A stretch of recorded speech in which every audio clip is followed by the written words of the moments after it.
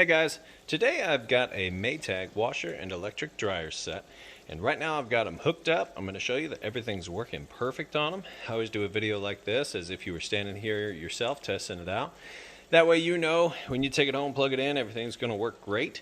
We've got it going on a normal cycle. It's got high-low agitation. I've got it set to a full-size load here.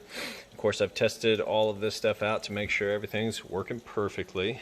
And this is going to be the final test load. Got it some towels, jackets, just basically a test load of laundry there so that you can see it's working great. It's filling up right now. It's going to agitate next. Then it'll drain out. I'll show you that it drains the water out and then has a nice, fast, smooth final spin cycle. So you get to see all that. And then I'll show you the dryer, that it is working perfectly and heating like it's supposed to. So we'll allow this thing here to go ahead and fill up and we'll come back for the agitation. Okay, so it's done filling up and it's agitating now. You can hear what I call the agitation kick. It's that agitator moving back and forth, kind of vortexing those clothes, getting them nice and clean. You can see it moving there, doing its job. And now this agitator only spins in this direction, so let me show you. A little tip here, pro tip: if you are turning this, turns freely in one direction, that's what it's supposed to do. Not supposed to turn back the other direction. If you reach inside your washer and you can spin this freely in both directions, then this is actually broken or worn out and your clothes aren't getting clean. So, little tip there for you. You should be able to hear, like what I call that agitation kick.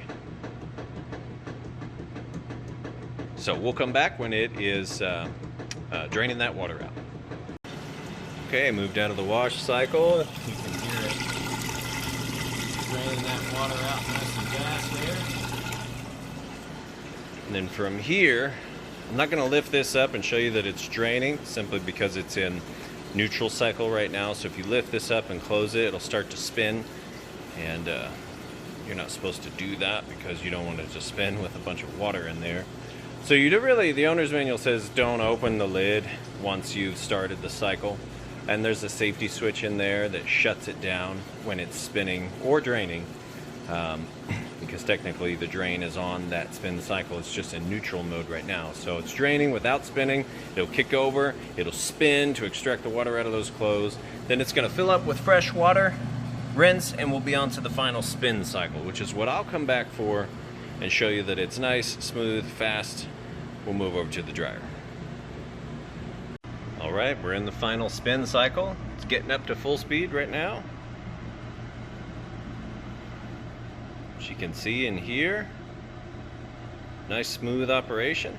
Sounds great.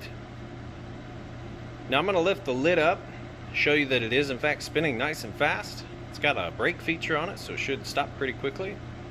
Nice safety feature there. But you will be able to see it spinning here.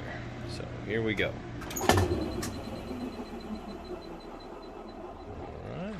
Yep, nice fast spin. We'll let it get back up to speed, finish extracting the water out of those clothes. I will show you the dryer. Alright, now showing off the dryer here. The electric dryer. I've got it set to time dry. It's been going for about 10 minutes, so it should be nice and warm in there. I'm going to show you with my heat gun. It takes a surface temperature measurement, so right in between those two red dots, it's going to measure in Fahrenheit about 71 degrees on the top of the dryer. If I shoot it on the floor, you can see it changes, just depends on what I'm shining it at. I've got a couple other things going in the background, including the heat. Beyond that, it is really quiet. You can't hardly hear it over the furnace, at least I can't standing here. So I'm going to open this up, show you that it is heating like it's supposed to. So right in between those two red dots, it's going to take a surface temperature measurement, which is the heat pumps out of here, circulates inside here, and goes out through that little tube there. That's the airflow cycle. You have the lint trap on top.